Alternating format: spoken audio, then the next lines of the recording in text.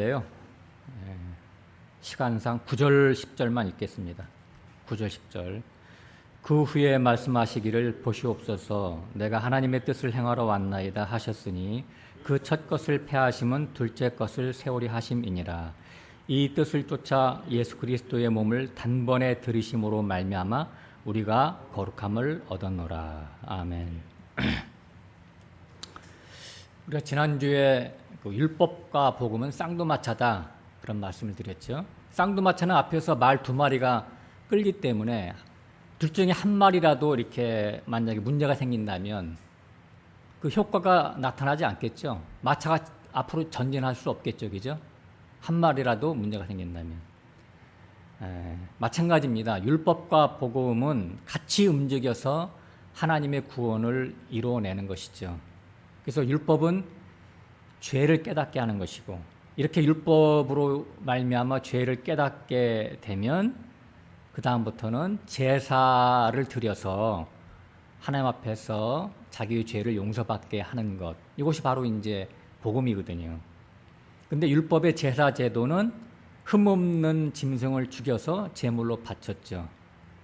그러니까 자신의 죄 때문에 소나 양이 대신 피 흘리면서 고통 속에서 죽어가는 것을 보고 내가 죽어야 할 그 자리에 쟤네들이 대신 죽는구나 이렇게 생각하면서 통회하는 마음으로 죄를 아파하고 자신을 용서하시는 하나님께 감사하는 그것이 바로 제사의 목적입니다. 이것이 이제 복음이죠, 사실은 복음. 그러나 이제 11절을 보면 제사장마다 매일 서서 섬기며 자주 같은 제사를 드리되 이 제사는 언제든지 죄를 없게 하지 못하거니와 이렇게 이제 써 있어요. 이 짐승 제사로는 죄를 없이 하지 못한다는 말이죠. 그래서 해마다 반복할 수밖에 없는 거예요. 이것은 불완전하다는 뜻이겠죠, 그죠? 왜 불완전하냐? 사람이 죄를 졌으면 사람이 죽어야 되는데 어떻게 짐승이 죽음으로써 사람의 죄값을 감당할 수가 있겠어요, 그죠? 그건 뭐냐? 사람과 짐승의 목숨 가치는 틀린 거예요. 등가의 법칙에서 어긋나는 거예요. 그래서 안 되는 거예요. 그래서 그냥 모형으로만 이렇게 보여주는 것이죠, 모형. 진짜가 올 때까지만. 그래서 사람의 목숨으로 목숨을 대신할 때까지 짐승으로 대체했을 뿐만 아니라 또한 사람 또한 다른 누구를 위해서 대신 죽어줄 수가 없는 것은 자기 자신도 죄인이기 때문에 다른 사람의 죄값을 자기가 대신 짊어질 수가 없는 거예요. 자기가 죽는 것은 자기 죄 때문에 죽는 거니까. 그래서 불가능한 것이죠. 그래서 죄 없으신 하나님이 사람의 몸을 입고 성육신 하셔서 그분이 예수 그리스도 아니겠습니까? 그래서 십자가에서 대속의 피를 흘려 주셔야 하는 것이었죠. 이것이 바로 하나님의 지혜요, 하나님의 사랑이라고 하는 거예요. 이 십자가의 도는, 이러한 십자가의 도는 이 세상의 지혜로는 알지도 못하고 또 관원의 지혜, 그러니까 이 세상에 뭐 지혜 있다라고 하는 사람들의 모든 지혜도 하나님의 이 지혜는 이해를 못한다라고 고린도전서 1장에 써 있어요. 이것은 하나님의 사랑에서 나오는 하나님의 지혜거든요.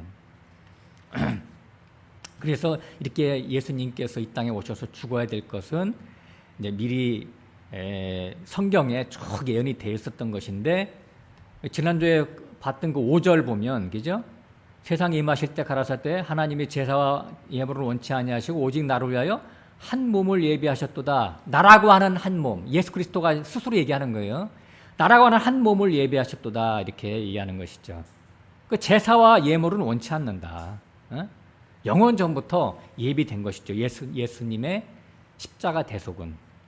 그러니까 성경은 줄곧 처음부터 예수 그리스도의 십자가 대속을 통한 사람의 구원을 예언해 오고 있다는 것에 우리가 주목을 해야 되는 거예요. 창세기 15장에 보면, 질문 한번 잠깐 할까요? 창세기 15장이 뭐게요? 네? 창세기 15장. 창세기 3장 15절. 죄송합니다. 창세기 3장 15절. 많이 들어봤죠? 원시복음이라고 해요, 원시복음. 익히 들어봤죠? 그러니까 선악과 따먹은 아담과 하와를 하나님이 이제 신문하는 과정에서 너 왜 먹었냐? 아담한테 물으니까 나 저 하와 때문에 먹었어요. 하와한테 너 왜 먹었냐? 그러니까 저 뱀 때문에 먹었으니까 뱀한테 가서 하나님의 저주하는 말씀으로 얘기하시는 거예요. 그게 이제 원시복음이거든요. 그래서 나중에 여자의 후손이 내 머리를 깨트릴 것이고 너는 여자의 후손의 발꿈치를 물 거야. 이게 원시복음이거든요. 복음. 처음 복음. 그래서 이제 그 여자의 후손이 뱀의 머리를 깨트린다고 하는 것은 죄와 사망의 권세를 갖고 있는 뱀이 일생에 매어 종노릇하게 하잖아요. 사람이 죽으면 끝나는다 이렇게 생각하잖아요. 모든 사람들이 가치관이. 그러니까 죽기가 두려워 벌벌 떨어요. 우리가 이제 히브리서 2장 할 때 그걸 배웠잖아요. 사람이 가장 두려워하는 게 뭐예요? 죽는 걸 가장 두려워한단 말이죠. 그래서 이 죄와 사망으로 이게 권세를 가지고 사람들을 휘어잡고 종삼고 사는 거예요. 종삼아 버린 것이 마귀의 일이잖아요. 근데 이걸 깼단 말이죠. 어떻게 깼어요? 십자가에서 예수님이 죽었어요. 그런데 부활했어요. 이게 뭐냐면 예수님의 죽음으로 죽음을 통과한 거예요. 사망을 통해서 사망을 이긴 거예요. 예수님의 사망을 통해서 부활하심으로 말미암아 사망의 권세가 깨트려져 버린 거예요. 그러니까 사단 마귀가 가장 자랑하고 있는 너희들 죽으면 끝이야 그냥 요거와 이러한 철학을 이러한 모든 인생들이 갖고 있는 이 정신 사상을 예수님이 다 뭉개버린 거잖아요. 그러니까 사단의 권세를 해체시킨 거죠. 해체시킨 거. 죽음을 이긴 부활의 생명을 만천하에 보여주셨어요. 일어나 버렸어요. 무덤에서. 그래서 마귀의 수족을 결박했다 이렇게 나오는 거예요. 그래서 이걸 계시록 20장에서는 하늘에서 신센 천사가 열쇠를 가지고 와서 옛뱀 곧 용이라고 하는 마귀 사탄 마귀를 결박했다 그러잖아요. 예? 이 무적행 무적행에 잠궜는데 이 자물쇠가 뭐예요? 자물쇠가 십자가죠. 이 십자가. 십자가를 통해서 부활한 이 사건이 바로 자물쇠라고. 사단은 꼼짝 못하는 거예요. 근데 이제 여자의 후손은 잘 아시겠지만 예수 그리스도인데 모든 사람은 첫 아담의 씨를 갖고 태어나잖아요. 부정모열. 그러니까 이제 죄가 됐고 이제 이렇게 대물림하는 것이죠. 근데 예수님은 여자의 후손, 그러니까 부정모열로 태어난 게 아니죠. 하늘로부터 태어난 하나님의 씨를 갖고 태어났어요. 그러니까 성령을 받아가지고 태어난 성령으로 잉태된 사람을 의미하는 것이죠. 그래서 예수님은 첫 아담으로 태어난 자들은 다 죄인이지만 예수님은 둘째 아담의 시작이잖아요. 그죠? 또 마지막 아담이라고도 하고 있고. 그래서 새 인류의 시작이에요. 예수님이. 새 인류의 시작. 그래서 고린도후서 5장 17절에 누구든지 그리스도 예수 안에 있으면 뭐라? 새로운 피조물이다. 전혀 새로운 존재가 되는 거예요. 예수 안에 있으면. 새로운 피조물이라고 하는 것은 예수 안에 있다라고 하는 것은 뭐예요? 천국 백성을 얘기해요. 천국 백성. 하나님 나라의 자녀들이죠. 그런데 이 뱀은 여자의 후손의 발꿈치를 상하게 한다 그랬잖아요. 그죠? 발꿈치는 뭘 의미하는 거냐면 아킬레스 건이잖아요. 약점. 사람의 약점. 육신을 갖고 오신 예수님의 약점이 하나 있었어요. 뭐예요? 죽는 거지 사실은 육신. 다른 것들은 다 하나 있을 수 있는데 육신을 갖고 있으니까 육신은 혈과 육은 하나님 나라에 들어갈 수가 없으니까 죽어야 되는 것이 있지만 육신은 어쨌든 예수님이 그랬잖아요. 이사야서 53장에 보면 간고를 많이 겪었고 질고를 아는 자라고 그러잖아요. 예수님도 육신을 갖고 있기 때문에 안 먹으면 배고파. 병 걸리면 또 질고를 많이 겪었대잖아요. 그러니까 육신을 갖고 있는 존재의 이게 한계죠. 그래서 육신의 가장 큰 약점은 죽는 것인데 그 발 뒤꿈치를 물었다라고 하는 것은 가장 큰 약점인 사망을 얘기하는 것이죠. 너가 결국은 여자의 후손을 너가 죽이게 될 거야. 이렇게 죽이게 될 거야. 근데 사단의 착각이 뭐냐면 하나님의 아들도 죽이면 끝나는 줄 알았어요. 근데 다시 부활시켰잖아요. 그러니까 하나님은 사단을 통해서 하나님의 책략인데 사단이 속아버린 거죠, 사실은. 그래서 죽게 했지만 사단을 통해서 하나님의 아들 예수를 죽게 했지만 그 예수 속에는 하나님의 생명이 부활 생명이 있기 때문에 죽을 수가 없죠. 그래서 3일 만에 부활하신 거예요. 예. 그래서 사망을 이기고 부활하셨죠. 그래서 그 부활의 씨, 그 성령이고 그리스도 영이라고 하는데 그 부활의 씨를 준비하시려고 하나님은 많은 과정을 겪었어요. 제가 히브리서 앞에서 할 때 제가 그랬죠. 그런 말도 했잖아요. 그죠? 한 송이 국화꽃을 피우기 위해서 소쩍새는 봄부터 그렇게 울었나 보다 그런 말도 했는데 하나님은 이 부활 생명 예수 그리스도의 영 생명을 성령을 얻기 위해서 모든 과정을 겪으신 거예요. 그래서 한 알이 미리 땅에 떨어져 죽으면 많은 열매를 맺는다. 그것이 이제 우리 일상생활 속에서 우리가 보여주고 있는데 예수님이 그래서 한 알이 미리 돼서 죽음으로써 그 씨가 됐잖아요. 다시 뿌려질 수 있는 씨, 부활 생명. 그 씨가 돼가지고 하나님의 다시 당신의 택한 백성들에게 하나하나 다 넣어줘서 다 부활 생명으로 만들어 버리는 거예요. 하나님의 아들들을 다 만들어 버렸죠. 요걸 사단이 몰랐잖아요. 그죠? 예. 그래서 30배, 60배, 100배로 열매를 맺어서 그 팔레스타인 지역에서 일어난 그 십자가 사건이 오늘날 흐르고 흘러서 여기까지 와서 우리도 하나님을 믿는 이런 자녀가 됐다는 게 이게 기적 아니겠어요? 얼마나 놀라운 축복입니다. 근데 주변 사람들이 다 믿으면 큰 복은 아닌데 안 믿는 사람 중에서 우리가 믿는다는 거 이게 복이잖아요. 네? 이게 보통 복이에요. 그 사람들 가서 도시락을 쌓고 다니면서 막 돈 줘가면서 믿으라고 한번 해보세요. 믿나? 바빠서 안 믿어. 듣기 싫고. 네. 이게 보통 우리가 예수 그리스도를 이렇게 진리 가운데서 믿는다라고 하는 것은 이건 보통 복이 아닙니다. 이런 중차대한 하나님의 경륜이 있기 때문에 예수 그리스도는 처음부터 이 땅에 죽으러 오셨다. 그러면 죽으러 오셨다. 예. 그래서 아까 9절 읽었지만 9절에 보면 중간에 보시옵소서 내가 하나님의 뜻을 행하러 왔나이다. 이렇게 하나님의 뜻. 하나님의 뜻이 뭐예요? 7절에도 이제 반복되는 7절 보면 내가 말하길 하나님이여 보시옵소서 두루마리 책에 나를 가리켜 기록한 것과 같이 내가 하나님의 뜻을 행하러 왔나이다. 예? 예. 두루마리 책이 뭐예요? 성경책이죠. 성경책. 성경책은 다 예수 그리스도가 이 땅에 오셔서 죽을 것이다. 다 이렇게 다 예언해놨어요. 그러니까 영원 전에 성경이 만들어지기 전에 창조가 되기 전에 영원 전에 하나님의 언약 안에 그것이 있단 말이죠. 예? 자기 백성의 죄를 대속해서 구원하시기 위해서 예정을 해놓고 그 예정대로 이 땅에 오셨단 말이죠. 예. 그래서 이제 예수님도 이제 이것을 의식해서 제자들한테 내가 저기서 죽는다 그런 말도 많이 하셨는데 요한복음 17장 가서 잠깐 보겠습니다. 요한복음 17장은 예수님이 마지막 대제사장으로서 중보기도 하시는 거예요. 중보기도. 그리고 이제 이 기도를 끝내고 주님이 18장 요한복음 18장에 가면 죽으시잖아요. 근데 재판받고 죽으시는 17장 가봅시다. 요한복음 17장 1절 먼저 읽어볼까요? 예수께서 이 말씀을 하시고 눈을 들어 하늘을 우러러 가라사대 아버지여 때가 이르렀사오니 아들을 영화롭게 하사 아들로 아버지를 영화롭게 하게 하옵소서. 자, 요거 읽었죠? 5절 하면 5절. 자, 아버지여 창세전에 내가 아버지와 함께 하셨던 영화로서 지금도 아버지와 함께 나를 영화롭게 하옵소서. 이게 이제 1절과 5절이 서로 연결되는 거예요. 같은 말이죠. 영원 전에 예수님이 하나님, 그러니까 아버지 되신 하나님과 같이 천국에서 그렇게 영화롭게 살았단 말이에요. 영적인 존재로서. 예? 근데 이 땅에 하나님의 뜻을 행하러 왔잖아요. 하나님의 뜻은 뭐예요? 아들 예수가 죽어야 되는 거예요. 자기 백성을 위해서. 하나님의 미리 되기 위해서.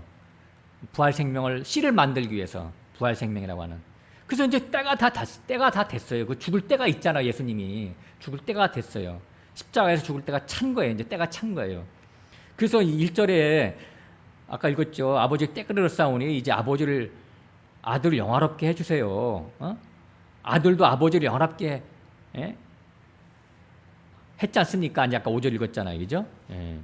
아들이 하나님 아버지를 영화롭게 했다는 것은 이 땅에 육신의 몸을 입고 와서 100% 순종을 하는 삶을 사는 것이 아버지를 영화롭게 한 거예요. 아들이. 그러니까 이제 다시 그렇게 자기가 여기 와서 임무 수행을 다 이제 끝내고 마지막 임무가 십자가에서 죽는 거니까 나를 이제 영화롭게 해주세요. 그러는 거죠. 이게 무슨 말이냐면 아버지 이제 제가 죽을 때가 됐으니까 이제 죽겠습니다. 그러는 거예요.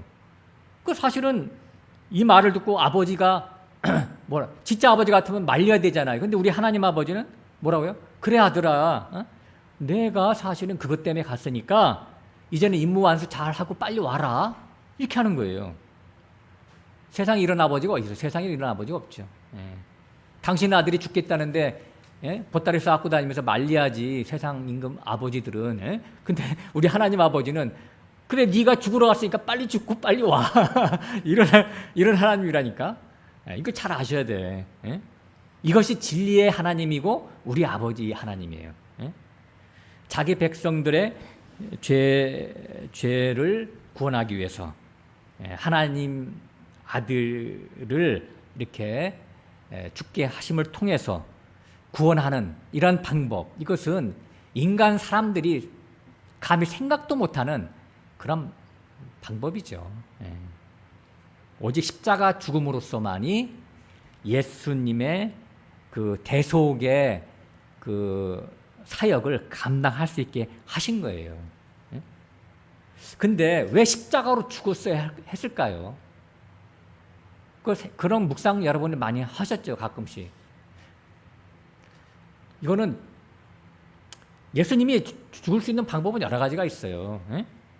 단두대에서 순간에 죽을 수도 있고, 그리고 창이나 칼로 심장을 이렇게 찔러가지고 순식간에 요절을 절명시킬 수도 있잖아요. 근데 왜 십자가라는 고통을 그렇게 거기 매달려가지고 그 마취제도 못 먹게 하고 그 고통을 다 알알이 겪으면서 죽게 하셨을까요? 그것은 바로 죄의 무서움 때문에 그런 거예요. 죄의 무서움. 십자가 형틀에서 지옥의 형벌을 감내해야 하는 이유가 있었다는 말이죠. 모든 인간들의 죄값이 그만큼 처절하고 참혹하다는 것을 보여주는 거예요.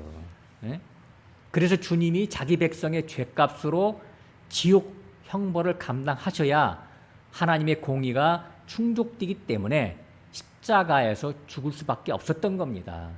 율법 정신이 뭐예요? 눈에는 눈, 이에는 이잖아요. 그러니까 이게 하나님의 공의거든요. 이 하나님의 공의를 만족시키기 위해서 예수님이 내가 죽어야 할 그 자리에 예수님이 대신 죽으셨다니까. 이게 얼마나 감사해요. 그러나 모든 사람들은 죽으면 죽음으로 끝나는 게 아니잖아요. 그죠? 예수 그리스도의 십자가 대속을 받지 못한 모든 인간들은 죽고 나서 하나님의 심판대 가서 심판받고 불못이라고 하는 영원한 지구로 떨어지게 돼 있죠.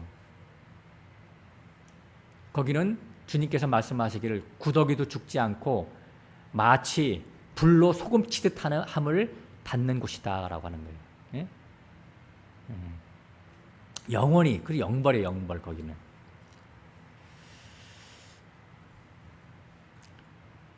그래서 이런 자기 백성의 죄를 예수 그리스도가 온전히 받아야 그 구속이 온전해지는 법칙 때문에 십자가에서 고통을 받고 죽으신 것이죠. 그래서 여기 이제 1절에 나와 있는 영화롭게 해달라고 하는 것은 그러한 예수님이 이 땅에 오셔서 그런 참혹한 죽음을 통해서 통과하고 나서 부활하시면 다시 부활하면 뭐가 돼요? 원래 예수님이 하나님과 본체의 자리로 가시는 거예요. 영의 자리로 올라가시는 거예요. 그래서 그것이 바로 영화롭게 되는 것이죠. 육신은 죽고 부활해서 본래의 영으로 환원하는 것을 말씀하고 있다라고 하는 겁니다. 자, 2절 한번 볼까요? 아버지께서 아들에게 주신 모든 자에게 영생을 주게 하시려고 만민을 다스리는 권세를 아들에게 주셨음이로소이다. 이렇게 써 있어요. 그러니까 여기 보면 목적이 뭐냐면 예수님이 죽는 목적이 자기 백성에게 영생을 주려고 죽는다라고 또 하는 것이죠. 영생. 그 영생은 누가 만들어낼 수 있는 게 아니에요.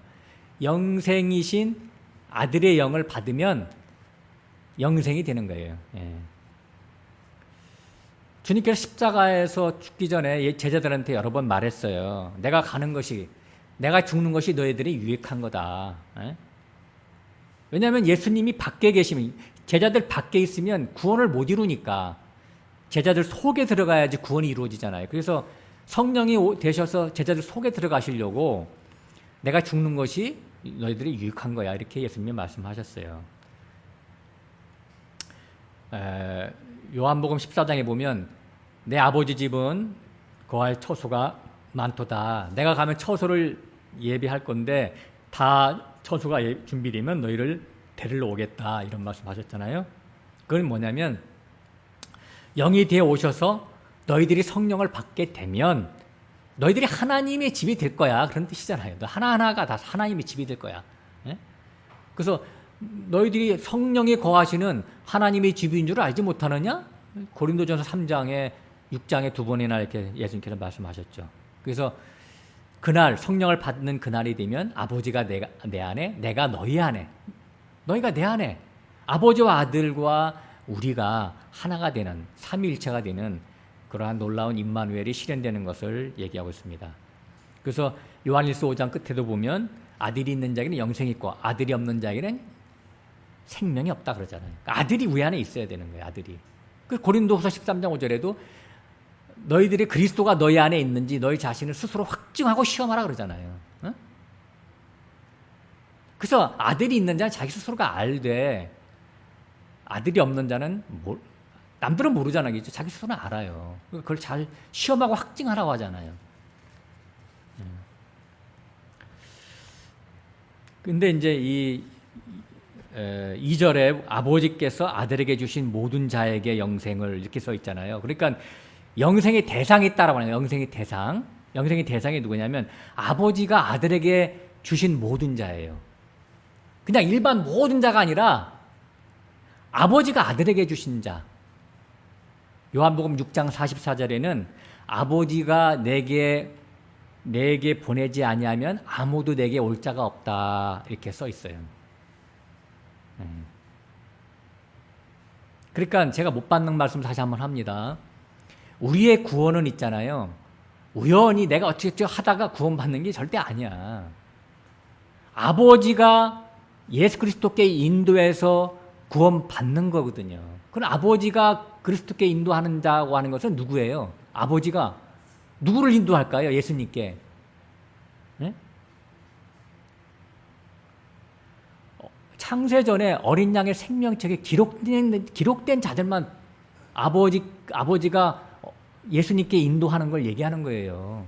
그러니까 만민구원설이 아니에요. 만민구원설이 아니라 택자구원이에요. 택자구원. 제가 이걸 바꿨어요. 제가 이걸 바꿨다고.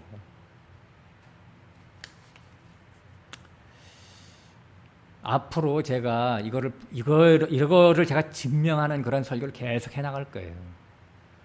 그래서 그냥 꾸준히 한번 들어보시고 베리아 사람들처럼 과연 이것이 맞나 이렇게 해서 성경을 찾아보고 자기 자신이 확증하시는 그런 시간들을 가지셔야 돼요. 제가 신학교도 나오고 13년 동안 목회했지만 결국은 제가 그동안 목회하는 것 중에는요, 율법이라고 하는 그런 불순물이 섞여 있었어요. 복음을 얘기했지만, 그러나 제가 이제는 깨닫고 완전한 복음으로 제가 완전히 돌아섰어요. 하나님의 은혜입니다. 예수님의 이름 속에도 그런 말이 있죠. 자기 백성을 저희 죄에서 구원할 자, 이게 바로 예수라는 이름 속에 있어요. 그렇기 때문에 아버지가 내게 보내지 아니하면 아무도 올 수 없다라고 하는 이것은 분명히 어떤 근거가 있는 말을 예수님께서 지금 하고 계신다라고 하는 것이죠.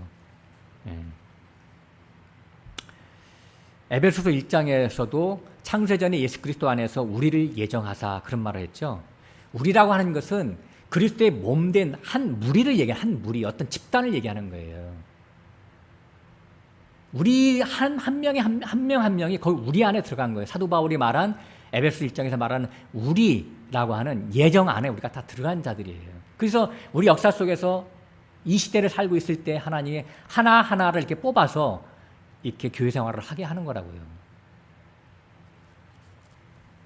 내가 나 자신을 볼 때 나에게는 전혀 구원받을 만한 그런 뭐가 없어요.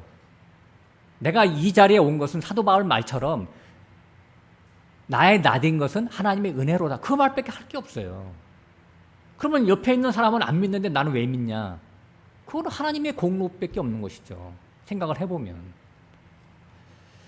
그래서 요한복음 15장에도 너희가 나를 택한 게 아니라 내가 너희를 택했다 그런 말 아닌가? 우리가 사람의 예수를 택해서 예수를 믿는 게 아니라 예수님이 내가 너를 믿게 했어 그런 뜻이잖아요. 내가 너를 택해서 믿게 한다고 하는 뜻이잖아요. 요한복음 15장에 그런 말이 있어요. 그러니까 하나님의 선택이 있어야 우리에게 회개케 하는 영을 주시고 우리가 돌이키는 거예요. 세상에서 이 세상 사람들 봐봐요. 아침부터 저녁 때까지 어떤 사람은 투잡, 쓰리잡까지 하는 사람이 있어요. 에? 미친 거지, 미친 거. 그렇게 해가지고 먹고 살기 위해서 산다니까. 근데 이게 다 뭐냐면 그렇게 사는 가운데서 우리를 하나님 불러냈다니까요. 이게 구원이에요. 이게 구원. 죄와 사망 가운데서 포로된 자가 스스로 회개할 수 있겠어요? 눈이 벌게 가지고 이 땅의 것을 소유하려고 그러는데 안 되죠. 스스로 구원할 수가 없어요. 자기가. 하나님의 영생 주기로 작정된 자가 우리가 복음을 전했을 때 복음을 듣고 마음 문이 열리는, 귀가 열리는 거예요. 그래서 예수님이 너희는 들을 귀가 있고 보는 눈이 있다. 깨닫는 마음이 있다. 너희 복 있는 자야. 근데 쟤네들은 안 그렇거든. 산상수훈이 시작할 때 그러잖아요. 예수님이. 제자들을 불러놓고 너희들은 쟤네하고 틀려. 내가 너희들은 보는 눈, 들을 귀, 깨닫는 마음 누가 줬어요? 제자들 스스로가 만들어낸 거예요? 하나님이 주신 거라는 뜻이잖아요. 이런 걸 우리가 잘 생각하셔야 돼요. 이런 것을.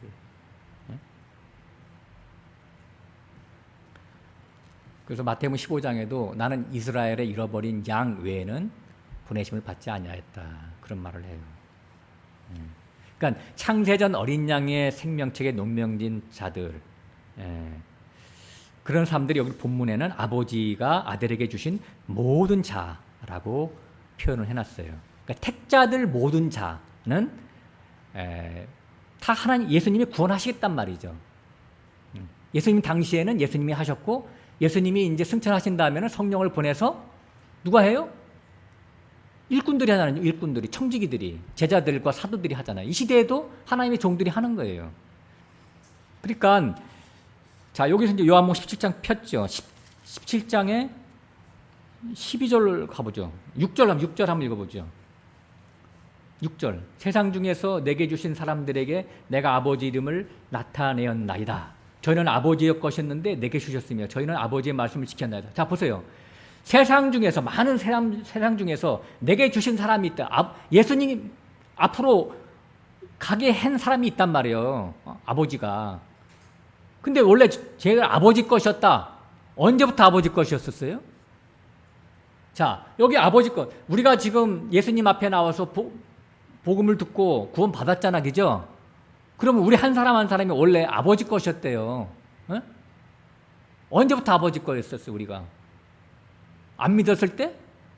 그런 게 아니라 어린 양의 생명, 영원 전에 하나님의 생명책에 우리가 있었다니까요. 이걸 믿으셔야 돼. 만약에 그렇지 않으면 이걸 어떻게 해석할 거야? 아버지 것이었다는 거를. 그렇죠, 그죠? 아버지 것이었었어요. 영원 전에 하나님의 택하심 속에 있었었어요. 그다음 역사 속에서 우리가 때에 맞춰서 이렇게 각자마다 다 틀리죠. 부르심을 받고 구원을 받는 것이죠. 또 12절로 가볼게요. 내가 저희와 함께 있을 때 내게 주신 아버지의 이름으로 저희를 보존하와 지켰나이다.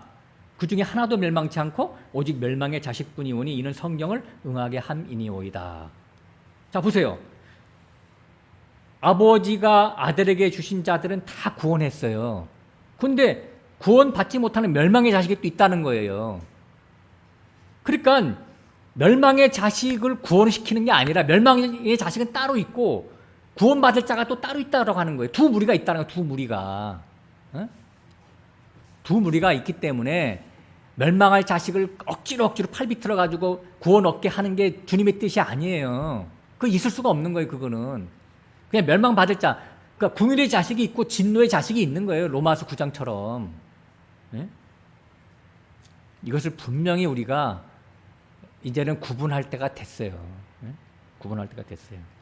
이렇게 주님은 자신의 피 흘리심을 통해서 당신의 백성만 구원하시는, 당신의 백성만. 예. 그런데 첫 번째 언약 때에는 율법과 제사가 변질되고 세속화 돼버린 것이죠. 예? 그죠? 계속해서 이제 성경 히브리서가 그 얘기를 하고 있지만, 율법의 본 목적은 죄를 깨닫게 하는 것이죠. 근데 율법을 이게 변질이 돼가지고 율법을 철저히 지켜서 하나님께 의롭다함을 받으려고 하는 것으로 변질되잖아요. 그죠? 예. 그래서 본래는 율법을 통해서 사람의 죄성을 폭로시켜서 사람을 이렇게 낱낱이 분해해가지고 발가벗겨서 참 메시아이신 예수 그리스도께 나와서 회개케 하려고 하는 것이, 회개케 해서 용서받게 하는 것이 율법의 원래 목적이고, 예수께 나아가게 하는 것이 율법의 몽학선생으로서의 인도자 역할을 하는 것이죠. 근데 이것이 나중에 변질돼가지고 제가 율법을 열심히 지켜서 하나님께 인정받으려고 하는 건 뭐예요? 자기 공로, 자기 가치를 더 높여서 하나님 앞에서 칭찬받으려고 하는 것으로 이렇게 헛나갔단 말이에요. 빗나갔단 말이죠. 제사제도도 마찬가지예요. 제사제도도. 흠없는 짐승을 죽일 때마다 통회하는 심령을 갖고 하나님의 궁율에 감사하는 것이 아니라, 이거 목적인데 이것이 변질돼가지고 하나님께 뇌물 바치는 거로 이렇게 변질돼서, 뇌물 바치는 거. 소 끌고 오고 양 끌고 오고 와가지고 하나님 나 이거 갖고 왔으니까 나 좀 잘 봐주세요. 이렇게 변질됐다니까. 그래서 제사의 목적이 상실되고 형식이 되어버렸어요. 그래서 하나님 나 제사 지냈죠? 네. 나 안식을 지켰죠? 나 복 주세요. 네. 이렇게 나갔단 말이죠. 근데 문제는 뭐냐면, 이렇게 율법을 껍데기로, 속으로 아니라 껍데기로 철저히 지켜서 지킬수록 무슨 부작용이 생기냐면, 자기 자신은 점점 의로워져. 그리고 그렇게 못 지키는 사람 굉장히 많잖아요. 그럼 그런 사람들은 되게 깔봐, 무시해. 그리고 나중에는 그게 쌓이면 저놈들은 지옥 갈 놈이야. 이렇게. 나는 천국 갈 사람이고 저놈들은 지옥 갈 놈이야. 이렇게 한다니까요. 그래서 바리새인 서기관이 저기 누가복음 18장에 보면, 하나님 나는 감사합니다. 왜? 저 창조와 세례와 같지 않기 때문에 내가 감사합니다. 나 11주 드리고 뭐 금식하고 구제하고. 쟤네들은 지옥 갈 놈들이죠. 난 천국 갈 사람이고요. 이런 뜻이잖아요. 그러니까 자기 의가 강할수록 뭐예요? 남을 판단하고 정죄하고 심판해. 뭐야? 하나님의 자리에 가 있는 거예요, 자기가. 야, 이게 율법이라니 무서운 거예요, 율법을 지키는 거는. 삭막해져. 율법을 많이 지키는 사람일수록요, 율법적인 사람들이 많아요. 근데 율법을 많이 지키는 사람일수록요, 아주 삭막합니다. 그 심령이 강팍해져 있어요. 궁휼한 마음이 없어. 살벌해요. 누구를 불쌍히 여기거나 궁휼히 여기거나 하는 그런 마음이 없어요. 그냥 율법의 말씀으로 잣대를 딱 들이대가지고 너는 지옥이야 이렇게 해버린다니까요. 이 시대에 진리라고 이름을 갖고 가리키는 많은 무리들이 지식으로는 하나님의 말씀을 많이 아는 것 같아도요, 그 사람들이 하나님의 긍휼과 용서가 뭔지를 몰라요. 그것도 또 하나의 율법주의자가 됐어요. 제가 볼 때는. 저도 옛날에 그런 자리에 있었고요. 그래서 누가 뭐 조금만 이렇게 말씀 조금 잘못하면 저 사람 지옥 갈 놈이야, 이렇게 제가 판단하고 폄하했다니까요. 가슴 아픈 일이죠. 저는 이렇게 이제 늦게나마 깨닫고 돌아와서 너무나 감사한데, 내가 그분들한테 이렇게 좀 하려고 하면 완고해져 가지고요, 안 돼요. 튕겨나갑니다. 나보고 잘못된 길을 가고 있대. 그러나 이건 진리를 이렇게 논쟁해서 되는 건 아니기 때문에, 저도 은혜로 이렇게 돌이킴을 받았기 때문에 기도할 뿐이죠. 제가 저분들도 하나님 만져달라고, 주께서 저들을 간섭해달라고 저는 기도할 뿐이에요. 제가 이렇게 고해성사처럼 나 자신을 고백하는 이런 설교를 계속하고 있잖아요. 그래서 이런 그 잘못된 율법 잘못된 제사 제도로 변질됐기 때문에 선지서에서 하나님의 한탄으로 가득합니다. 예? 그래서 나는 이제 저 짐승의 냄새, 예? 피 냄새, 냄새 맡기 싫고 저 뭐 짐승이 불타는 저 연기 냄새 나 진짜 맡기 싫다. 예? 천천의 기름과 만만의 뭐예요? 기름이 무슨 내게 소용이 있겠느냐? 누가 더 저 성전문 좀 닫았으면 좋겠다. 저 성전문 좀 닫아라. 하나님이 이렇게 한탄하죠. 진짜 본질적인 율법과 그 제사를 잃어버린 신앙을 상실하고 사람들이 다 목이 뻣뻣한 종교인이 돼버려요. 종교인. 종교인은 뭐예요? 자기의 율법의 행위로 구원을 받겠다는 게 종교잖아요. 석가모니 제자들, 그리고 저기 뭐야 그 공자 제자들 다 그런 거 아니에요? 이 시대 기독교랑 뭐가 틀려요? 다 기독교도 다 그렇게 흘러가잖아요 지금.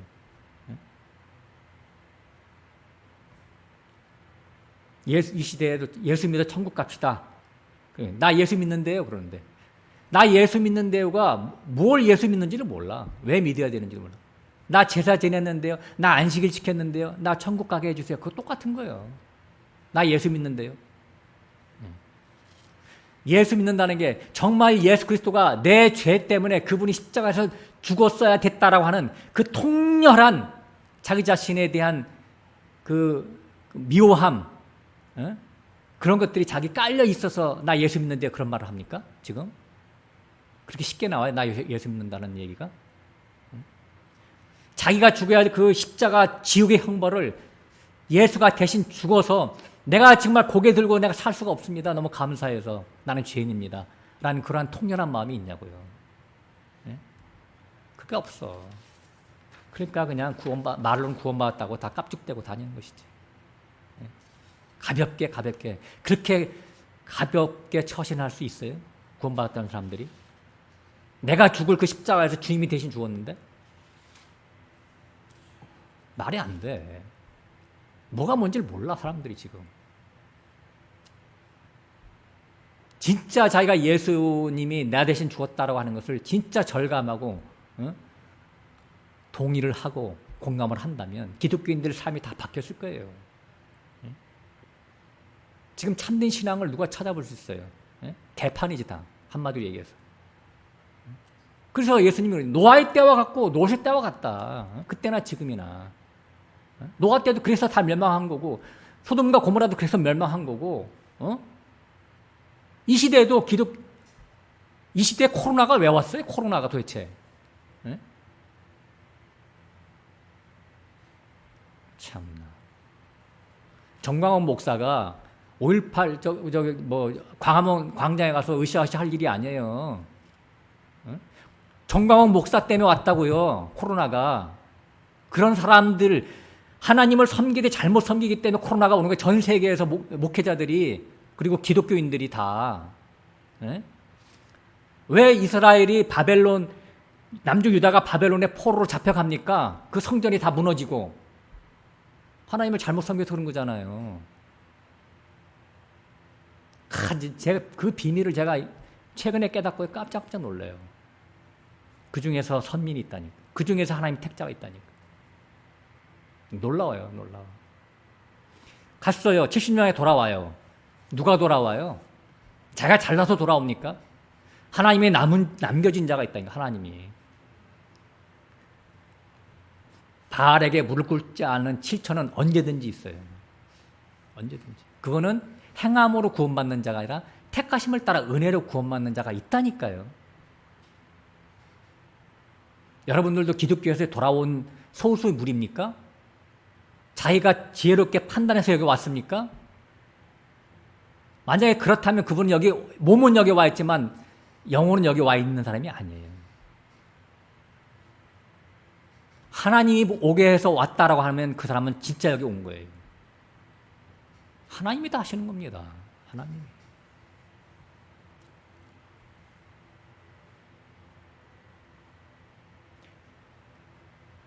노아 때 보면 하나님의 아들들이 사람의 딸들을 좋아해서 자기 아내를 삼았다. 그래가지고 홍수 심판이 내려 다 죽어버렸잖아요. 그때나 지금이나 똑같아요. 말씀을 가진 자들이, 말씀을 이렇게, 하나님의 아들들이 뭐야? 말씀을 가진 자들은 아니에요. 말씀을 가진 자들이 세상과 짝해서 이방인처럼 똑같이 살아가는 거. 이게 그때나 지금 똑같잖아요.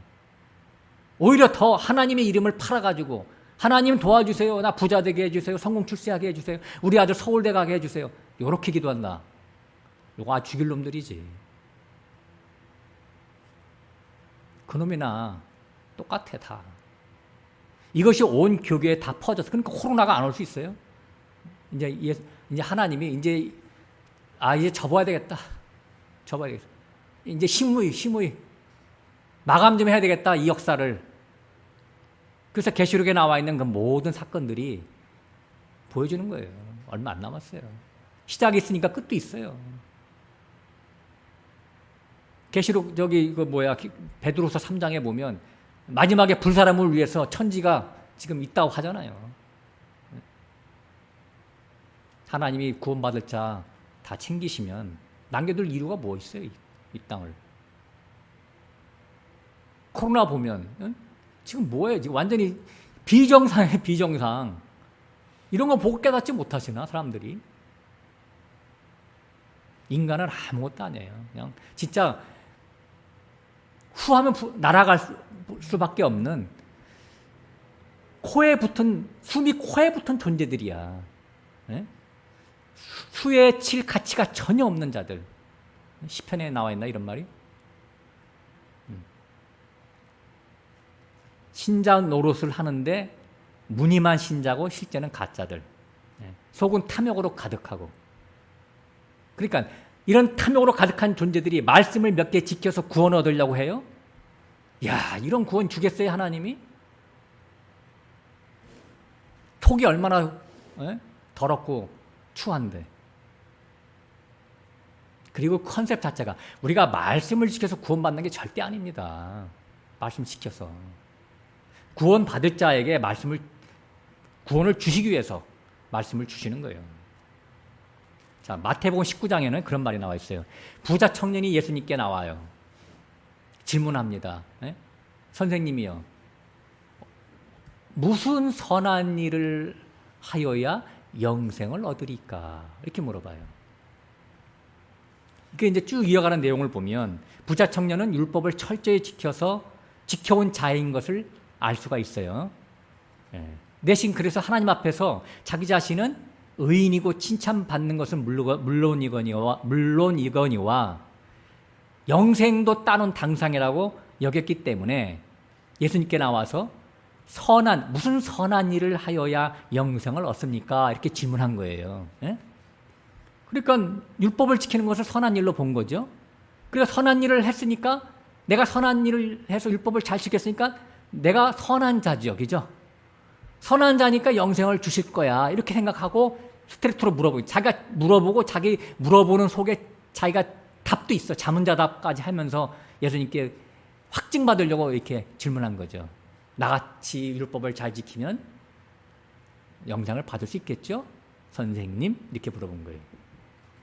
그러니까 주님이 그냥 한마디로 그냥 커트시켜버렸잖아요. 뭐예요? 선한 이는 오직 하나님 한 분뿐이야. 나를 왜?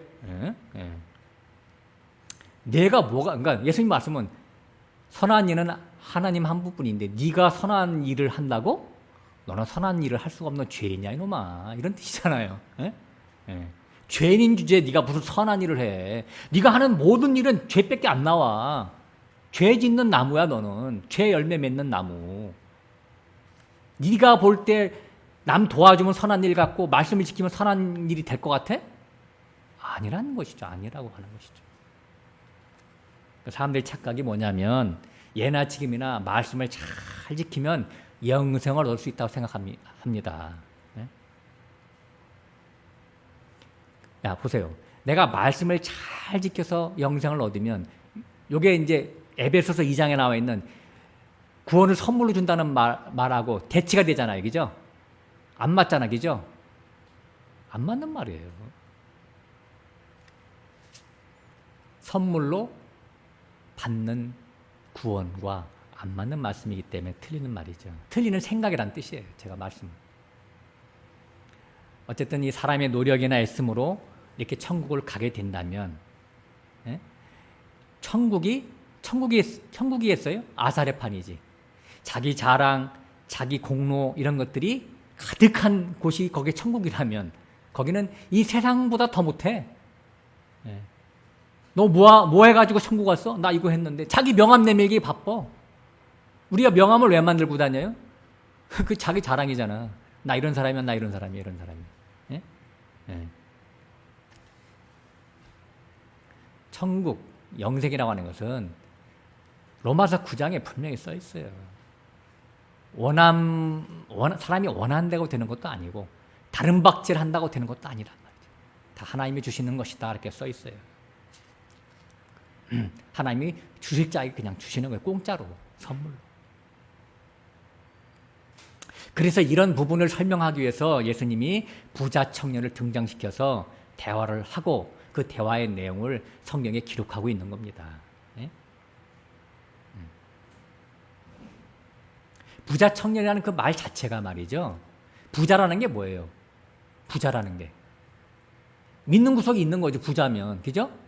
네. 어떤 사람은, 네? 뭐, 돈에 대한 부자는, 물론 어떤 사람은 돈이 많아서 부자고, 어떤 사람은 돈은 없어도 자기 재능이 굉장히 많아. 그러면 먹고 살기 편해. 어떤 사람은 학식이 되게 많고, 어떤 사람은 뭐, 어떤 자격증이 있고, 라이센스가 있고, 그러면 다 먹고 살기, 세상에서 알아주잖아요. 박사, 의사, 뭐 이런 사람들. 그러면 돈도 많고 그렇지만, 부자예요. 청년이라는 뜻은 뭐냐면, 청년은 파워잖아, 파워. 힘이 있잖아요.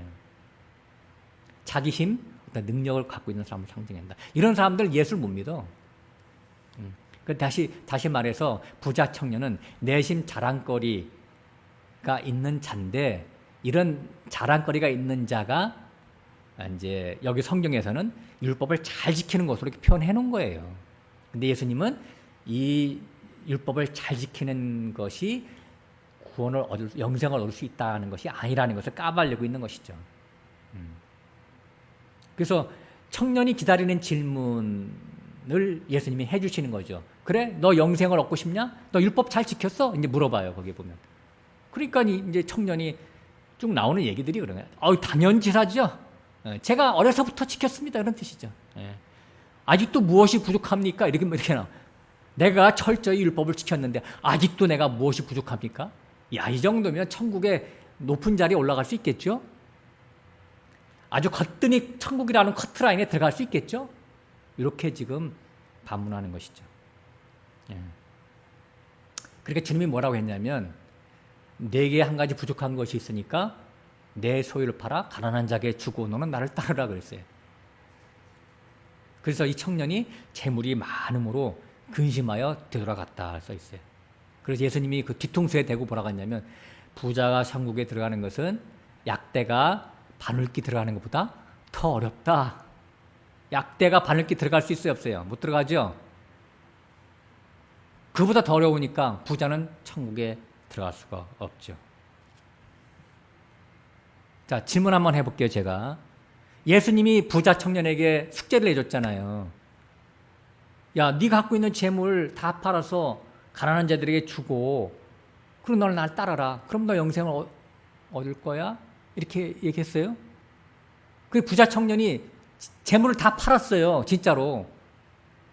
그 예수님을 다 팔았어, 그러면. 팔으면은 천국 갈 수 있을까요? 그 말 듣고, 이제 문자적으로 말 듣고.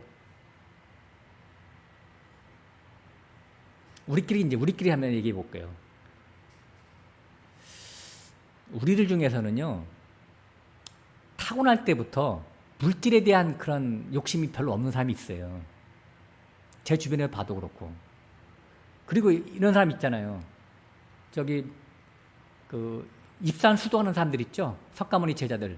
중들은 석가모니도 그랬지만 이 세상 부귀영화 싫어해. 에? 글로 가. 다 버리고. 그런 사람이 있어요. 이 시대에는 누가 있냐면 학자들 있죠, 학자들. 옛날 우리나라 이주시대 때는 그 선비들이 그랬잖아요, 선비들이 물질이 집에서 식구들이 지금 배고라 가지고 다 죽게 생겼는데도 불구하고 돈 벌러 안 가고 책만 읽잖아요. 그러니까 물질에 대한 욕심은 없어. 자, 부자 청년이 하필 자기는 물질에 대한 욕심이 없는데 예수님이 그랬다. 그래요? 나 그 물질 팔게요. 그렇다고 해서 그게 천국 갈 수 있겠어요? 자, 그러면 우리나라 옛날 이주 시대에 학자들이 그런 물질에 대한 욕심은 없지만 이 사람은 뭐에 대한 욕심이 있어요? 학문에 대한 욕심은 있지. 그리고 그 책을 많이 읽어서 스승님이라고 하는 높임을 받기를 그런 욕심은 있지. 그리고 더 나아가서 나중에 과거의 시험에 합격해서 또 높은 재상이 되려고 하는 욕심은 있지. 그러니까 우리나라 이 모든 사람들은요, 욕심이 여러 가지 방면으로 나타나요. 단순히 이 사람이 재물을 팔았다고 해서 이렇게 천국 가는 게 아니고, 그러니까 이 시대에도 우리가 물질의 욕심을 버리는 것만 해서 그 사람이 저 사람은 참 하나님의 자녀로서 반듯한 사람이야, 이렇게 우리가 평가할 수는 없다는 얘기예요. 제가 예를 들어서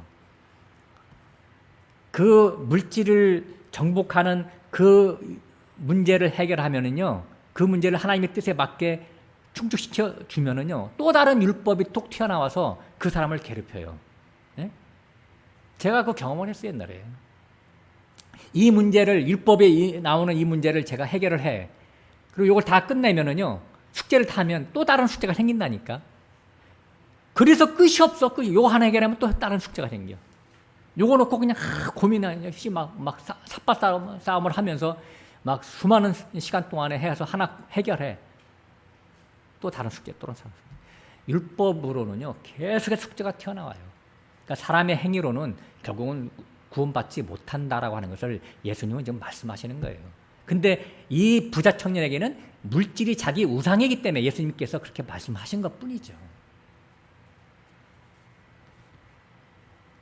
그래서 제자들이 물어봅니다. 깜짝 놀래가지고. 그럼 누가 구원을 얻을 수 있습니까? 누가 영생을 얻을 수 있습니까? 그렇게 물으면 예수님이 뭐라고 그랬어요? 사람으로서는 할 수 없을 때 하나님으로서는 할 수 있느니라. 이렇게 했어요. 그러면 이제 우리 숙제잖아요. 그러면 어떻게 하면 우리가 하나님의 마음에 들어서 이렇게 영생을 얻을 수 있을까? 이건 좀 이따가 다시 설명을 하고. 자, 이 부자 청년은 누굴 빗댄 거냐면 바리새인 제사장들을 빗댄 거죠. 그죠? 바리새인들. 예? 그래서 여기서 물질, 여기 재물이 많다라고 했는데 실제적인 물질도 해당이 되겠지만 사실은 자기가 의롭다라고 여기는 그 부유한 마음, 그것이 바로 물질이에요. 자기의, 자기 행위, 자기 공로를 큰 자랑거리로 삼고 있는 이 종교적인 자기 만족감, 이것을 재물로 표현하고 있다라고 하는 것이죠. 그래서 이 율법 지킴의 행위를 생명으로 삼고 있는 자들에게, 자기 자랑을 삼고 있는 자들에게 주님이 너의 의는 더럽고 썩었어, 너희는 다 회칠한 무덤이야 라고 하니까 사람들은 말이죠, 자기가 하는 것을 칭찬해 주기를 바라는데 자기가 하는 것에 대해서 완전히 무가치하다라고 만약에 누가 말하면 그 사람을 가만 놔두겠어요? 가만 놔두지 않죠. 막 처음에 한두 번은 그래야 그냥 참다가 나중에는 그게 막 쌓이면요, 계속해서 그러면 속에서 뭐가 일어나요? 미움, 살기, 살인. 그래서 예수님을 죽인 거예요. 바리새인들이, 제사장들이, 서기관 율법사들이, 그 시대의 종교 지도자들이. 왜? 그 사람들이 자랑은 뭐예요? 율법을 철저히 지키는 게 자기 자랑이잖아. 중요하기 때문에 다시 한번 제가 풀어서 잠깐 설명을 다시 한번 해볼게요. 사람들은 영생이라고 하는 구원을, 말씀을 잘 지켜서 얻는 줄을 착각합니다. 오늘날 대다수의 기독교인들이 그렇습니다. 말씀을 잘 지켜서 구원받자라고 합니다. 이것은 전적으로 틀린 말입니다. 틀린 생각입니다. 율법교회에서 변질된 그런 어떤 오해를 갖고 있는 율법교회들이 어떻게 하냐면, 사람들 교회 나옵니다. 교회 나오면 목사가 뭐라고 설교해요? 여러분들 말씀을 잘 지켜야지 구원받습니다. 이렇게 설교하잖아요. 예수님도 믿고 말씀도 잘 지켜서 구원받으세요. 이렇게 하잖아요. 그러니까 예수님 믿는 것은 이젠 말씀 지키는 것보다 밑에야 밑에. 가지고 말씀을 잘 지키는 것으로 그냥 덤벼버리는 거야. 흘러. 덤벼. 말씀 잘 지키는 거. 그러니까 교회 생활하는 관건이 뭐냐면 여하의 말씀을 잘 지킬 것이냐, 교회에서 내려주는 그런 어떤 규칙, 법칙 그런 것을 잘 지킬 것이냐, 새벽기도, 헌금, 충성 봉사, 건축 헌금, 11조, 주일 성소 이런 걸 잘 지키려고 하는 거예요. 그것이 마치 구원을 얻는 방편인 것처럼. 아까 무슨 선한 일을 행하여야 영생을 얻겠습니까? 구원을 받는 방법론을 지금 이 부자 청년이 예수님께 물어본 거잖아요. 구원 얻는 방법이 있어요? 인간의 행위로는 구원받지 못합니다. 자, 그러면 이렇게 말씀을 잘 지켜서 구원된다고 칩시다. 두 가지 문제가 있어요. 첫 번째는 예수님이 십자가가 필요 없죠. 말씀을 잘 지켜서 구원받는데 예수님 십자가가 왜 필요 있어? 두 번째는 아까도 말씀드렸지만 은혜로 거저받는 선물이라고 하는 에베소서 2장 말씀이 없어져야 되지. 그죠? 자기 공로로 내 일한 대가로 구원받는 거니까 칭찬받아야지. 너 잘했다. 칭찬받아야 되지. 그러나 이것이 아니라 진짜 복음, 성경적인 복음은 뭐냐면 원래 구원받기로 작정된 자들이 교회 다녀요. 교회 나와요. 교회 나오면 그 사람들에게 말씀을 주면 처음엔 잘 모르니까 분간 못하니까 무학 선생 밑에서 종로로 태요. 종로로 타다가 나중에 때가 찹니다. 때가 찬다라고 하는 것은 하나님의 안배하신 사건과 강력 가운데 깨지고 부서져서 자기 자신의 실체를 알게 돼. 나 진짜 그때 성령을 주시는 거예요. 성령을 주시면 제가 성령을 받고 보니까 자기가 성령을 받고 내가 참 죄인이었구나. 자기 죄인인 걸 깨달으니까 내가 죽어야 될 그 자리에서 예수님이 대신 죽었다라는 것을 그때 비로소 깨닫게 되는 거예요. 예수님이 옛날에 이루신 그 십자가 사건이 아주 마음을 절절히 이제는 그것이 내 사건이었구나, 내 사건. 예수님 사건이 바로 내 사건이었다라는 것을 성령을 받고 나서 깨닫게 된다니까. 그러면 어떻게 되겠어요? 그 은혜, 그 사랑, 그 긍휼하심에 감격해서 주님 앞에, 하나님 앞에 무릎 꿇게 되는 것이죠. 그때 가서. 이것은 전부 다 이렇게 해당되는 게 아니라 일부 소수만 그렇게 돼. 그래서 자기 백성만 구원받는 거예요. 그래서 요한복음 16장에 보면 너에게 성령이 임하면 성령이 죄에 대해서, 의에 대해서, 심판에 대해서 책망할 것이다. 그런 말을 요한복음 16장에 나와 있어요. 그러니까 책망한다는 것은 바로 잡아 주신다는 얘기지. 너가 갖고 있는 생각, 여태까지 잘못된 죄관, 의관, 심판관에 대해서 바로 잡아 주시겠다. 그런 말이죠. 그러면서 계속해서 16장에 설명해 나갑니다. 죄라고 하는 것은 뭐냐? 예수를 안 믿는 것이 죄다. 이렇게 나온 거예요. 예수 안 믿는 게 죄예요. 여태까지는 내가 세상에서 이렇게 여러 가지 잘못된 짓을 하는 게 다 윤리 도덕적인 죄가 다 죄잖아요. 하나님 안 믿는 것도 죄고. 근데 예수를 믿은 다음부터는, 그러니까 사랑의 아들의 나라로 옮긴 다음에는 예수 안 믿으면 그게 죄야. 예수 안 믿는 게 죄야. 의라는 건 뭐냐면 예수님만 의해, 예수님만 의. 예. 심판은 뭐냐? 세상 임금이 심판을 받고 수족이 결박됐다는 것을 알았어요. 종이호랑이라는 걸 알았어요. 종이호랑이. 마귀가.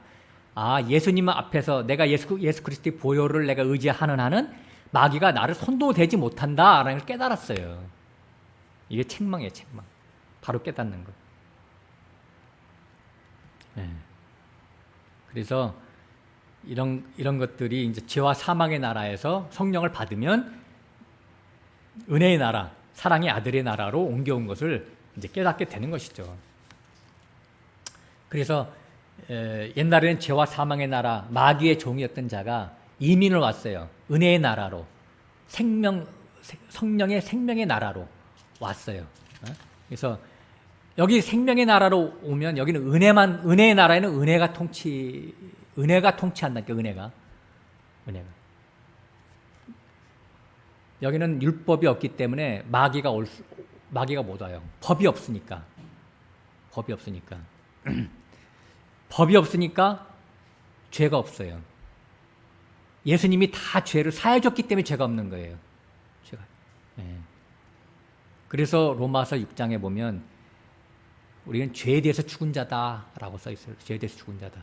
제가 다음 주에는 요걸 설교할 거예요. 특강으로 제가 죄에 대해서. 그 다음에 다다음 주는 요한일서 3장에 나와 있는 하나님께로서 난 자마다 죄를 짓지 않는다. 요 말이 영적으로 무슨 뜻인지 제가 설교하고 2번에 걸쳐서 제가 특강을 먼저 할 거예요. 왜 히브리서에서 이런 말들이 나오기 때문에. 그래서 로마서 8장 1절에도 잘 아시겠지만은 그리스도 예수 안에 있는 자는 결코 정죄함이 없노라. 이것은 잘 들으셔야 돼요. 결코 정죄함이 없다는 것은, 결코라는 말은 뭐냐면 죄를 안 짓는다는 게 아니에요. 죄를 져도 예수 그리스도의 피 흘리심으로 말미암아 죄로 여기지 않겠다라고 하는 거예요. 이게 은혜죠. 이게 복음이고. 그렇다고 제가 여러분 죄를 져도 괜찮아 그런 말 하는 게 아니라니까요. 어쩔 수 없이 연약해서 죄를 지을 수가 있지만 죄를 죄로 여기지 않는다니까요. 그러나 옛날보다는 우리가 은혜에 대해서, 은혜가 나를 이렇게 사로잡아서 끌고 가기 때문에 내가 죄에 대해서 더 예민해집니다. 그걸 잘 아셔야 돼요. 그래서 하나님의 말씀을 더 잘 지키려고 합니다. 내가 구원받기 위해서 하나님의 말씀을 지키는 게 아니라 하나님이 내게 베풀어 주신 그 은혜 때문에 하나님의 말씀을 지키려고 하는 것이에요. 틀린 거예요, 그게. 겉으로 볼 때는 똑같아요. 내용이 틀려, 내용이. 그걸 잘 아셔야 되는 거예요. 더 열심히 죄와 세상에 대해서 싸운다니까. 피 흘리기까지 싸운다니까. 나중에 심지어는 하나님 허락하시면 순교자의 자리까지도 가요. 은혜 받은 자기 때문에.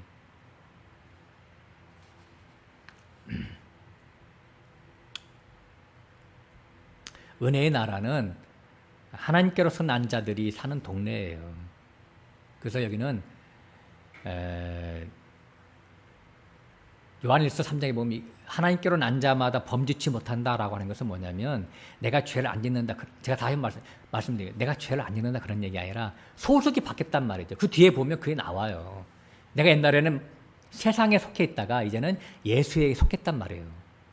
예수에 속해 있을 때는 은혜 아래 속해 있기 때문에 나를 의롭다 여겨주시는 거예요. 의롭다. 내가 의인은 아니에요. 근데 의인처럼 여겨주시는 거예요. 죄 없다 여겨주시는 거예요. 여겨주시는 거예요. 여겨주신다는 것은 하나님이 그렇게 그냥 인정해 주신다는 얘기지, 너는 죄를 안 짓는 존재야, 그렇게 나를 그렇게 내 자신 자체가 바뀌는 건 아니에요. 천사처럼 개과천선하는 자로 만들어주시는 게 아니란 말이에요. 그래서 이 예수에 소속된 자들은 이제는 더 이상 예수의 옷을 벗으면 안 되는 거예요. 만약에 예수님의 옷을 벗어버리면 죄인으로 드러나 버리죠. 예? 그래서 제가 옛날에 카페에 썼잖아요. 얼마 전에 로마에 가면 로마법을 따르라. 거기 써 있잖아요. 거듭난 성도는 뭐가 중요한 문제냐? 예수를 끝까지 붙잡는 게 중요한 문제예요. 예수 믿는 게. 만약에 예수 안 믿어버리면, 예수 안 믿을 수도 없지만, 예수 믿어서 구원받은 자가 어떻게 예수를 안 믿어? 그게 있을 수 없지만, 만약 이론적으로 말한다면, 예수 믿어서 구원받은 자가 예수를 다시 안 믿어버리면, 그럼 다시 그건 화사가 된다니까요. 지옥 간다니까요. 근데 하나님의 자기 백성이기 때문에 예수 믿게 해서 예수 그리스도로 옷 입은 자가 예수를 안 믿을 수는 없단 말이죠. 그러나 미혹은 받을 수 있어요. 미혹은 뭘 받냐면 예수도 믿고 말씀도 지켜서 거룩해지겠다. 이거 미혹이에요. 그래서 갈라디아서 3장에 그런 말을 하는 거예요. 사도 바울이. 이 어리석도다 갈라디아 사람들아, 너희가 어떻게 성령으로 시작하였다가 다시 율법으로 마치겠느냐, 다시 육체로 마치겠느냐 그러는 거예요. 율법과 육체는 같은 거예요. 사람의 행위로 의롭다함을 인정받으려고 하는 거. 자, 제가 한꺼번에 오늘 다 얘기할 수 없으니까 넘어갑니다. 어째 차근차근 할게요. 차근차근 할 테니까 여러분 좀 시간을 가지고 차근차근 원 스텝 공부해 갑시다. 복음을 알아갑시다. 진짜로. 이 복음을 알면요. 정말 하나님의 사랑이 막 밀물같이 내게 다가오는 걸 느껴서 너무너무 감사하다니까. 다른 거 모든 게 안 보여. 그래서 복음이라고 하는 거예요. 내가 하는 것이 하나도 없는데 하나님께서 내게 막 사랑을 부어주시는 거. 그게 복음이에요. 내가 뭐 이래가지고 하나님 앞에 많이 구원받으면 그게 무슨 복음이야. 석가모니 제자하고 똑같으지. 내가 해탈을 하고 내가 열반을 취하는 것인데. 근데 성경 전체의 사상을 모르면요. 문자대로 해석을 하게 돼 있어, 성경을. 그러면요. 성경을 문자대로 해석하면요. 내가 구원받기 위해서요. 내가 스스로 거룩해지려고 합니다. 그럼 어떻게 되냐면 이게 금욕주의. 두 가지로 나타나요. 금욕주의. 가지고 막 옛날 수도승처럼 자기 자신을 막 자학해. 먹지도 않아. 고기 같은 거 먹으면 힘이 생기니까 뭐예요? 막 이렇게 불량한 생각들 막 생긴다 이거죠? 먹지도 않았냐? 풀만 먹어. 토끼처럼. 그리고 막 이 땅에 발을 안 들이려고 막 나무에 올라가서 거꾸로 매달려고 막 그런 거 알잖아, 그죠? 수동성처럼. 또 하나의 부작용이 뭐냐면 영지주의자. 영은 거룩해. 우리가 구원받았으니까. 육은 이거 아무것도 아니야. 육은 제져도 돼. 그래가지고 영지주의. 이원론적으로 딱 나가는 거예요. 영은 거룩하고 육은 더러운 거야. 다음 주에 제가 한번 설교할 거예요. 다음 계속해서. 자, 부자 청년 아까 제가 잠깐 뒤로 미뤘잖아요. 사람으로서는 할 수 없을 때 하나님은 하신다. 이 말이 뭐냐. 사람으로서는 할 수 없는 것은 사람의 행위나 열심으로 아무리 애써도 영생을 얻을 수가 없죠. 그걸 얘기하는 거예요. 그러나 하나님이 하신다는 건 뭐냐면 하나님의 의이시는 예수 그리스도의 대속의 피를 믿고 의지하면 그 사람은 구원받는다는 얘기죠. 근데 누구에게 예수 그리스도의 피 공로를 믿게 하시죠? 하나님이 자기 백성에게 하시는 거예요. 자기 백성에게. 이 부자 청년이 진짜 하나님의 자기 백성이면 지금은 돌아갔을지라도 나중에 돌아올 수는 있어요. 다시. 그거는 이제 퀘션 마크죠. 아무도 모르는 것이죠. 아무튼 지금은 돌아갔어요. 그래서 사람의 행위로는 구원을 받지 못하기 때문에 첫 것은 폐해야 되는 거예요. 그 율법으로 하나님께 의롭다함을 받으려고 했던 모든 것들은 폐해져야 되는 거예요. 그리고 무형이었기 때문에 또 폐해져야 되는 것이고. 그래서 예수 그리스도가 하신 둘째 것인 새 언약 안으로 들어가야 구원을 받는 거예요. 자, 그래서 이제 오늘 본문 말씀 히브리서 10장으로 가보겠습니다.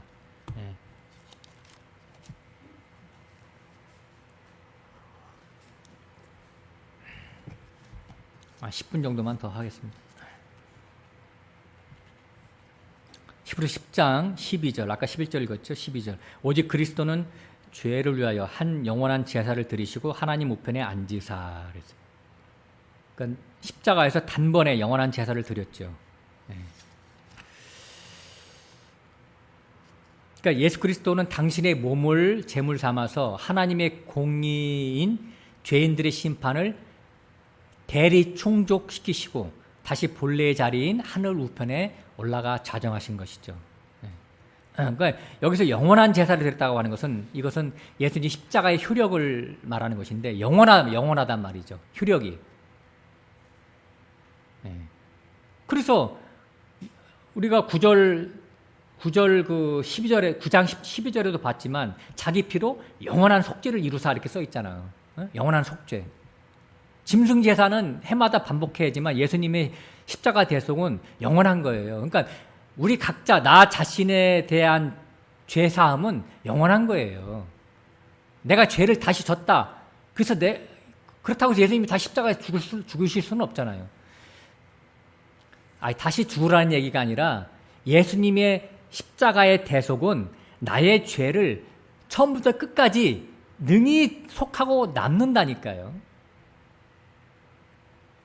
그래서 이제 제가 어제 카페에다가 잠깐 글을 올린 것도 그렇지만은 베드로전서 1장에 나와 있는 예수 그리스도의 피가 보배로운 피다라고 써 있잖아요. 그죠? 보배로운 피. 그리스도의 보배로운 피에 대해서 제가 어디 잠깐 썼는데 또 골로새서 1장 13절 14절에도 이렇게 써 있어요. 예수 그리스도의 피로 구속 곧 죄 사함을 받아서 우리가 흑암의 권세에서 사랑의 아들의 나라로 옮겼느니라. 이렇게 써 있어요. 그러니까 예수 그리스도의 피는 제사함뿐만 아니라 화목제물까지 다 섭렵하는 거예요. 5대 제사가 다 예수 그리스도의 십자가 보배 피로 다 끝나는 거예요. 하나님과 우리가 연합되는 데까지 가는 거라니까요. 그게. 자, 13절에 그 후에 자기 원수들로 자기 발등상이 되게 하실 때까지 기다리시나니, 여기 원수들이 누구냐? 물론 이방인일 수도 있지만 실제로는 예수 그리스도의 십자가 대속을 믿지 않고 율법을 잘 지켜서 구원을 따내려고 하는 사람들이 원수입니다. 10장 29절로 잠깐 가서 보고 오죠. 29절. 하물며 하나님 아들을 밟고 자기를 거룩하게 한 언약의 피를 부정한 것으로 여기고 은혜의 성령을 욕되게 하는 자에 당연히 받을 형벌이 얼마나 더 중하겠느냐 너희는 생각하라. 이게 누구냐면 행위로서 구원을 얻으려고 하는 그런 사람들을 얘기하는 거예요. 예수도 믿고 또 자기 행함을 통해서 또 의롭게 되자라고 하는 자들. 이거 굉장히 심각합니다. 이게 다른 복음이에요. 사도 바울이 그렇게 조심하라고 했던 다른 복음.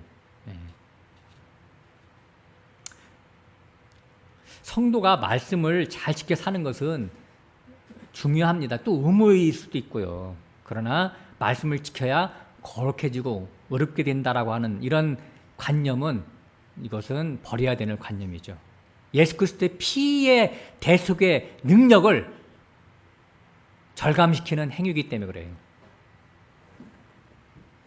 14절에 저가 한 제물로 거룩하게 된 자들을 영원히 온전케 하셨느니라. 10절 아까 반복이죠. 10절 다시 한번 읽어볼게요. 굉장히 중요하니까. 이 뜻을 쫓아 예수 그리스도의 몸을 단번에 들으심으로 말미암아 우리가 어떻게 됐다? 거룩함을 얻었노라. 그러니까 우리가 살면서 거룩함을 유지하려면 어떻게 돼요? 예수님의 피를 놓치면 안 되는 거예요. 예수님 피를. 나 행위로 거룩하게 될 거야. 내가 봉사 충성해서 거룩하게 될 거야. 이거 절대 안 되는 말을 하면 안 되죠. 무식하게. 14절 그래서 이렇게 나온 거예요. 예수 그리스도의 피로 거룩하게 하셨어요. 거룩하게 되는 것은 우리들이 죄 짓지 아니하는 존재로 변모해서 거룩하게 되는 게 아닙니다. 죄를 그냥 없다라고 여겨주시는 거예요. 그냥 의롭다라고 여겨주시는 거예요. 그러나 예수 옷 벗어버리면 나는 그냥 죄인이에요. 예수 옷 입으면 거룩 안으로 들어가는 거예요. 예수님이 거룩이니까.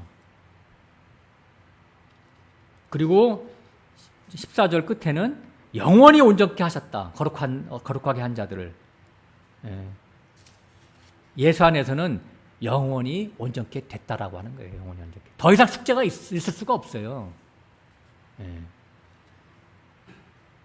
그러니까 진동치 않고 변동치 아니하는 구원을 우리는 이미 완벽하게 받았어요. 이거를 잊어버리면 안 돼요. 이 문제에 대해서 만약에 의심이 생기면 이걸 묵상하세요.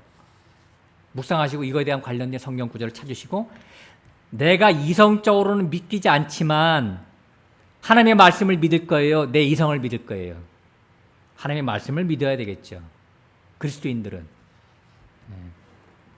그래서 로마서 8장 30절부터 34절에 읽으면 그렇게 써 있어요. 미리 아신 자들, 미리 정하신 자들을 하나님께서 부르시고 의롭다 하시고 영화롭게 하셨느니라. 온전히 거룩하게 됐으니까 영화롭게 하신 거잖아요. 그죠? 그리고 그러니까 온전케 거룩하게 하셨다는 말이 똑같은 말이에요. 이게 15절 16절 읽어볼게요.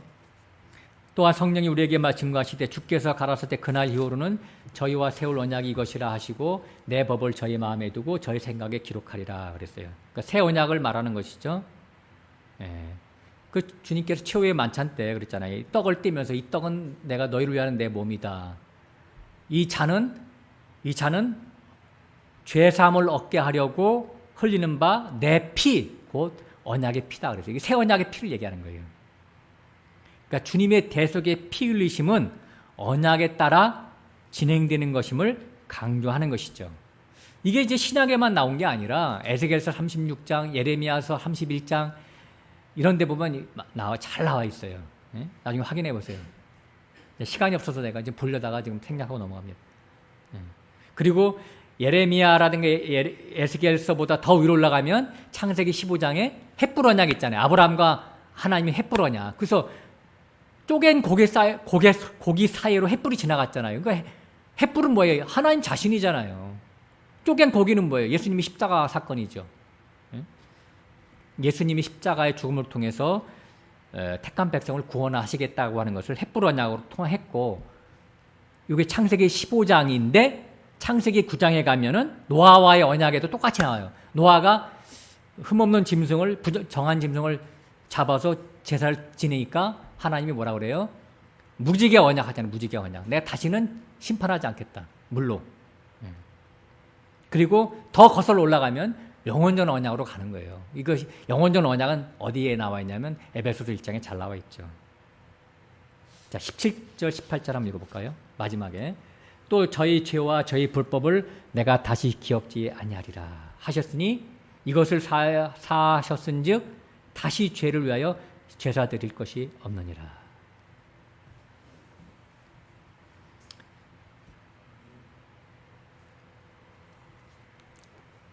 제가 17절 18절 어저께 엊그저께 제가 설교 준비하면서 이 대목 읽다가요, 솔직히 말씀드리면 제가 엉엉 울었어요. 다시 한번 읽어볼게요. 저희 죄와 저희 불법을 내가 다시 기억지 아니하리라. 내가 이것을 사하였은즉 다시 죄를 위하여 제사 드릴 것이 없느니라. 내가 이 구절을 읽으면서 하나님의 무한하신 궁휼하심과 사랑이 막 이렇게 밀려와 가지고요, 울컥울컥해서 한참 내가 눈시울을 붉혔는데, 왜 하나님이 이제서 이걸 깨닫게 했습니까? 내가 그러면서 그래도 감사하죠. 내 탓이니까.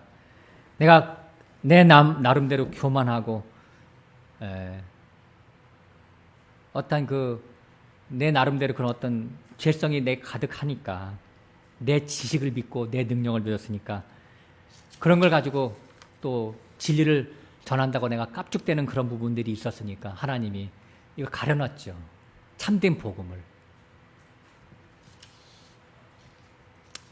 그런데 하나님이 내가 손댈 수가 없으니까 하나님도 안타까워서 때만 기다렸다가 이제서 때가 찼나 보죠. 하나님 보실 때는 이제 저를 만나주시고 열어주시고 사실 알게 해주셨죠. 그걸 하나님께 어떻게 감사했어요. 어제 아침이죠. 어제 아침. 호세아서에 보면요, 하나님이 자기 백성에 대한 하나님의 사랑을 여실히 보여주고 있잖아요. 아까 찬양하면서 잠깐 말씀드렸죠. 고멜은 원래 부정한 여인이었죠. 그 고멜과 같은 우리를 부르셔서 아내 삼아가지고 같이 살자고 하시지만, 본래부터 본질상 진노의 자녀인 우리들, 그러니까 거기서는 이제 부정한 여인으로 표현된 고멜이 하나님의 은혜를 발로 차고 계속 세상 남자라고 하는 그런 제비를 쫓아서 나가고 해잖아요. 반복하잖아요. 집을 나가기를 반복하잖아요. 그래도 끝까지 인내하시고 용서하시는 그 하나님 아버지, 우리 하나님 아버지. 그래서 우리가 구원을 얻는 거죠. 우리가 우리 성깔대로 하면 우리가 구원 얻을 사람이 어디 있어요? 우리 성깔대로 하면. 하나님은 끝까지 참으신다니까, 자기 백성이 구원을 위해서. 그래서 요한일서 4장 10절에 이렇게 나와 있는 거예요. 사랑은 여기 있으니 우리가 하나님을 사랑하는 것이 아니요 오직 하나님이 우리를 사랑하사 우리 죄를 위하여 화목제로 그 아들을 보내셨음이니라. 화목제로. 아까 잠깐 말씀드렸죠. 주님이 십자가는 속죄만 이루는 게 아니라 화목제도 곁들여져 있는 거예요. 5대 제사가 다 들어있어요. 이같이 처음부터 죄인을 사랑해서 구원시키시고 구원된 후에도 계속해서 죄 짓는 것을 알고도 용서하고 또 용서하셔서 그 용서에 감복해서 마침내 하나님의 품에 안기게 하시는 이 하나님의 그 큰 사랑의 넓이와 높이와 깊이와 길이를 날마다 더욱 알아가는 우리 모두가 되시기를 바라겠습니다.